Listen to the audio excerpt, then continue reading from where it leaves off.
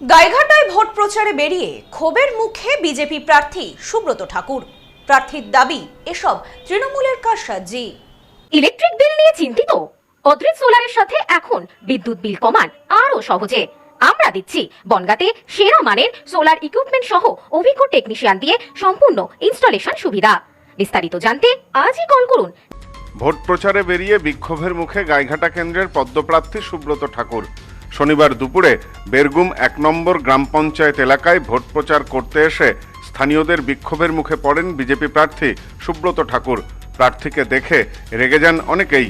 স্থানীয় বাসিন্দাদের দাবি ৫ বছর ধরে এলাকায় বিধায়ককে একবারের জন্যও দেখা যায়নি, এখন ভোট এসেছে, আবার ভোট চাইতে চলে এসেছেন। এদিন বেরগুম ১ নম্বর গ্রাম পঞ্চায়েত এলাকায় পায়ে হেঁটে ভোট প্রচার করেন সুব্রত ঠাকুর।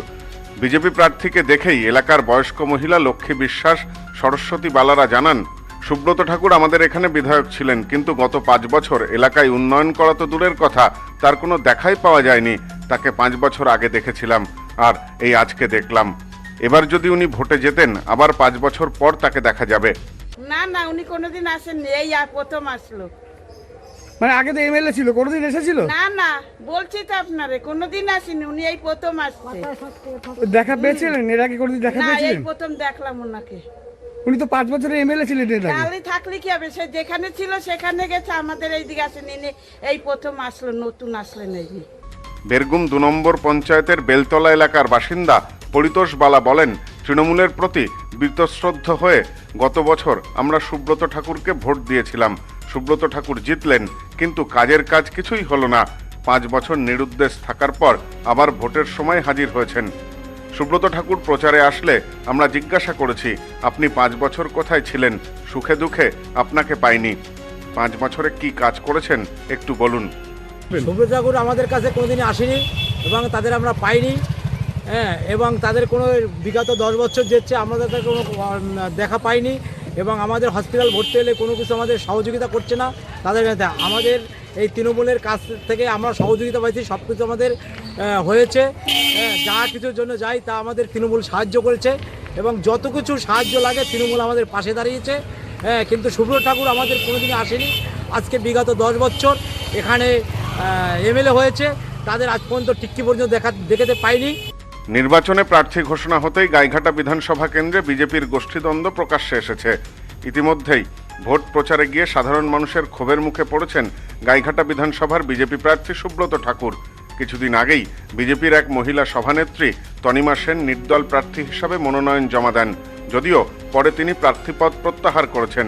সম্প্রতি গোবরডাঙ্গা পৌরমণ্ডলের সভাপতির বিরুদ্ধেও বিরোধিতা প্রকাশ্যে আসে। ভোটের আগে যা চিন্তার বিষয় বিজেপি শিবিরে। এ বিষয়ে গাইঘাটা বিধানসভা কেন্দ্রের তৃণমূল প্রার্থী নরোত্তম বিশ্বাস বলেন, গত বছর বিধানসভা নির্বাচনে আমি এই কেন্দ্র থেকে হেরে গিয়েছিলাম, কিন্তু গত ৫ বছর ধরে আমি মানুষের পাশে রয়েছি।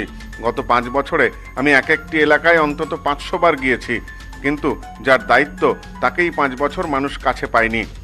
একদিকে বাংলার মানবিক মুখ্যমন্ত্রী যে উন্নয়নযোগ্য সারা পশ্চিমবঙ্গের মানুষের স্বার্থে করছেন, উল্টো দিকে যেখানে যেখানে বিজেপির প্রার্থীরা জিতেছে, বিশেষ করে গাইঘাটা বিধানসভায়, এখন মানুষ তাড়া করছে যে ৫ বছরে দেখিনি, এখন আবার নূতন করে ভোট পাখির মতো ভোট চাইতে আসছে। তো মানুষ তো স্বাভাবিক ব্যাপার, তাদের তো এইটা থাকবেই, তাদের তো আক্রোশ থাকবেই। এ বিষয়ে গাইঘাটা বিধানসভা কেন্দ্রের বিজেপি প্রার্থী সুব্রত ঠাকুর বলেন, আমাদের মধ্যে কোনো গোষ্ঠীদ্বন্দ্ব নেই। গোবরডাঙ্গা মণ্ডল সভাপতির বিরুদ্ধে যিনি বলছেন তার কোনো পদই নেই। এসব তৃণমূলের কারসাজি। আমি ৫ বছর এলাকায় ছিলাম কি ছিলাম না এলাকার মানুষ জানেন। তৃণমূল তো বলবেই আমি ছিলাম না, আমি কোনো কাজ করিনি। দেখবে কি করে, দেখবে কি করে চোখে ছানি পড়েছে, দেখবে কি করে চোখে ছানি পড়েছে। ওদের বলুক যে আমি আমার ৫ বছরের উন্নয়নের খতিয়ান দিয়েছি, শ্বেতপত্র। সুব্রত ঠাকুর শ্বেতপত্র প্রকাশ করেছে। পঞ্চায়েত সমিতি, জেলা পরিষদ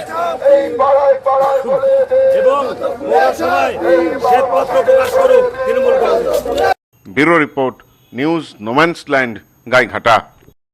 নেউপিসি জুয়েলার্স, সম্পর্ক গড়ে দেয়। বনগাঁতে আমাদের 3টি শোরুম প্রতিদিনই খোলা।